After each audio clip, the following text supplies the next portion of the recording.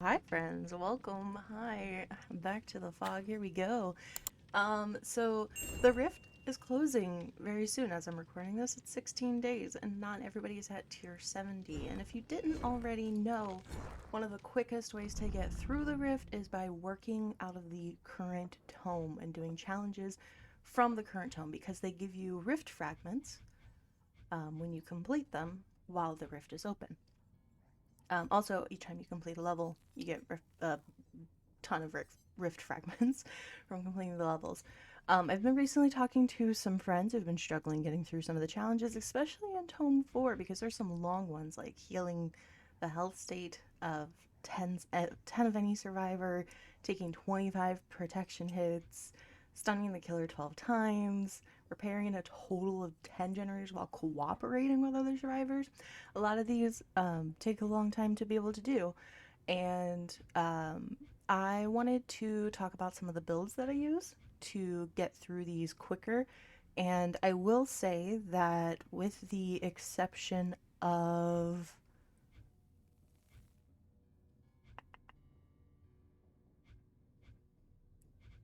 okay. Well, I haven't finished the White Glyph challenge yet. I've done this one as a Swift, and I did about half of this one as a Swift, but this one's kind of just, you just have to know how to earn emblems. You can play whatever you want.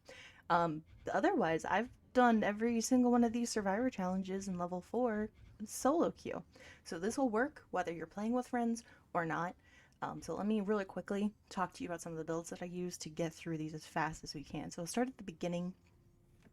Unhook a survivor safely or take a protection hit 25 times. So the first perk I always bring when I try to do this one is going to be borrowed time, and you want to make sure that you're getting the the unhooks as quickly as possible. Borrowed time almost always will guarantee a safe unhook. Your only risk is a potential Bubba who's really good with their chainsaw, revs it at the right time, and downs them through borrowed time, right? But otherwise, bringing borrowed time will help. I also like to bring empathy so that I can see where an injured survivor is. That way I can be closer to them when they're about to go down so that I'm set up to get the save before anybody else. It'll also allow me to be able to take a protection hit. So those are the two perks that I highly recommend, empathy and borrowed time, to get through this one faster. You could also consider taking Breakout if you're going to be trailing injured survivors. Might as well help them try to go free, but that is kind of a double-edged sword because then you can't get a safe unhook, right? But definitely empathy and borrowed time. 6 consecutive skill checks. You should be fine with this. Doesn't have to be great, just has to be a skill check. So spine chill will make skill checks happen more often if you struggle with it, but you should be getting at least 10 in a trial, so not worried about that one. Heal a total of 10 health states of any survivor. So for this one, I ran empathy so that I can find injured survivors, but I also ran empathic connection so that injured survivors could find me. With that, I also ran botany knowledge, and I switched it up. I would either run desperate measures or will make it, depending on if I felt like going for unhooks or not.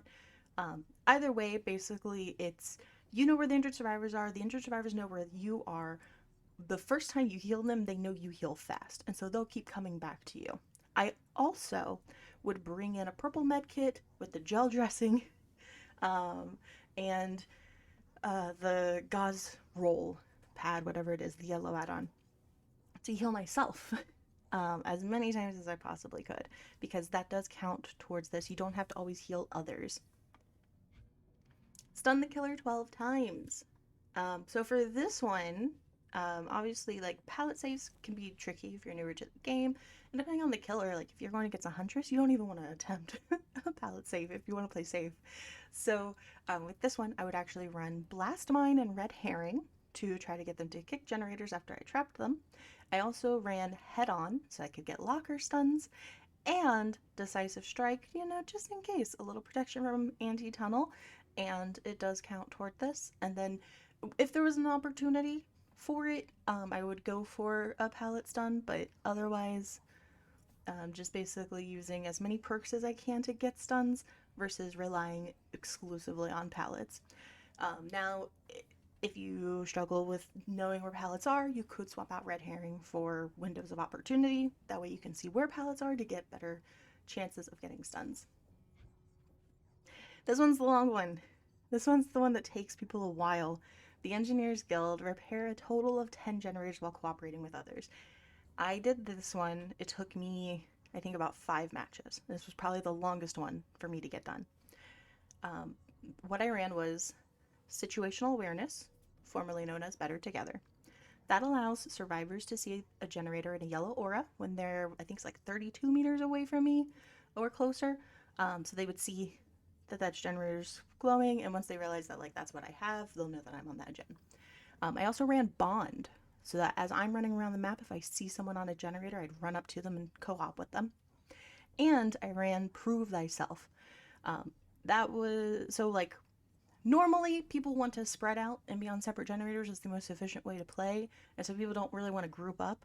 Running Prove Thyself makes them want to group up with you, so it felt like a necessity for me. But yeah, so running Prove Thyself means that they're not going to run away if I hop on a gem with them with Bond, or when they see me with the situational awareness, they'll want to hop on with me because they're like, oh yeah, she has Prove Thyself, and then they run over. So that worked out really well. I got this done a lot faster than my friends, I've heard. So hide within 10 meters of the killer without being caught for a total of 120 seconds. Empathy, run empathy. I told a friend to do this last night, and he got this done so fast. Basically, you're not going to be a great asset to your team to get this done as quickly as possible, but it works. Um, if you run empathy, you can see where a survivor is injured and that like they're being chased, and so you can just like trail them behind the killer, and it counts because being caught just means chase initiates. So as long as you're within 10 meters of the killer without chase initiating, you're fine. I also ran this with situational awareness because chase does not initiate until you actually run. So situational awareness allowed me to kind of get around some loops before starting a chase a little bit easier because I could like walk pretty fast, right? I didn't have to be like, oh, I got to pre-run. So that also helped. And then I ran Iron Will just in case if I was like injured, I didn't want the killer to hear me. So those 3 perks: Iron Will, Empathy, and Situational Awareness. Situational Awareness? No, self awareness. I'm so sorry. Is it self awareness? Whatever fixated is now. I can't remember the new names of the Stranger Things perks. Whatever fixated is, the one that makes you walk faster. That's what I ran. We commune with red glyphs that you'll just happen upon them. Avoid 5 basic attacks by nearby killer. So this one, I ran empathy with it, but that's only because I ran breakout. So breakout, when a killer is carrying a survivor, they can only basic attack, and they you move like 7% faster, I think, something. I don't know. You move a little bit faster, so they miss more often when they're trying to hit you while they're carrying a survivor. But not every killer is gonna try to hit you when they're carrying a survivor either, right?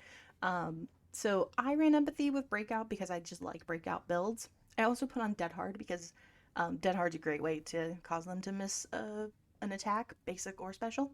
So that was my build: dead hard, breakout, empathy. However, another one that you could do is speed vault build, and that is resilience with spine chill. And that way you can get them to swing at you when you're going through a fast vault and they miss. And that's a really quick way to get it also. So if you're not into being a breakout gamer, I would highly recommend the speed vault build for this one. I'm not gonna do white glyphs because I do have a build for that. Maybe I'll come back to it. Anyway, unlocking 15 chests. Obviously, Plunderer's Instinct, because you see the chests all the time. And then I burned purple coins to make more chests appear. And when I ran out of purple, I burned yellow coins. I ran Plunderers with Pharmacy. That way I could open the chests faster and like get around quicker. And then I also ran Ace in the Hole so I could get some add-ons on top of them.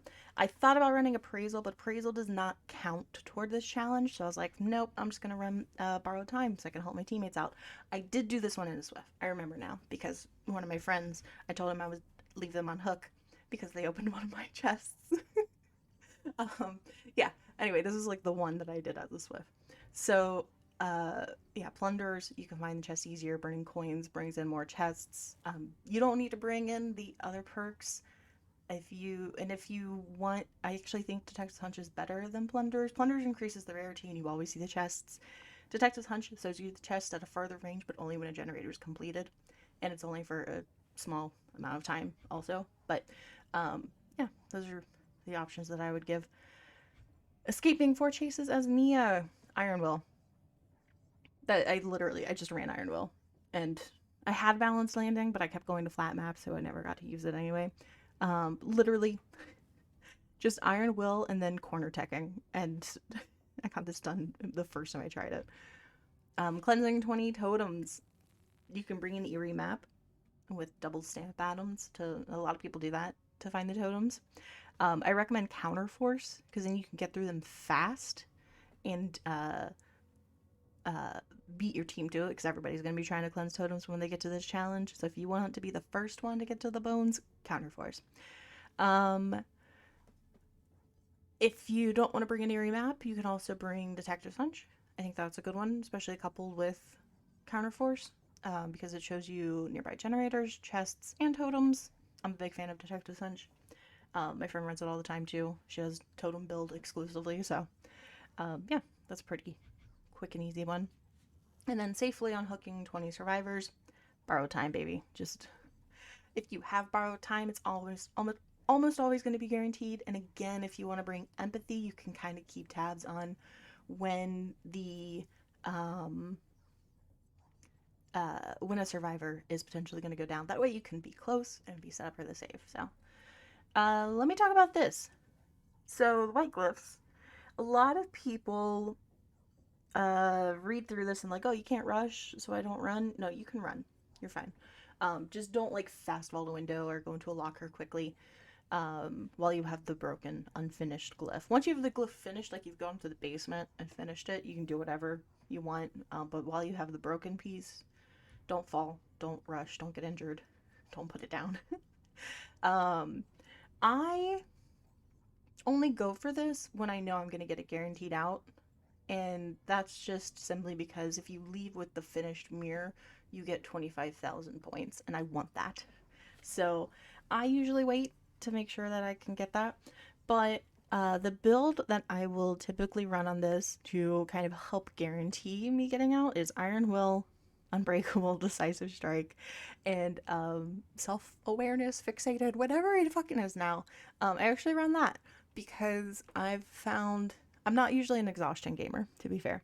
Otherwise, that 4 slot would be like Dead Hard or Adrenaline or Sprint Burst. Um, I've had really good luck with Fixated of when I have the broken piece getting to the basement sneakily and quickly by not always having to run. Like I'll run, but then like if the killer's nearby, I'm like, oh, Fixated, and just speed walk, like power walk into the basement and grab it.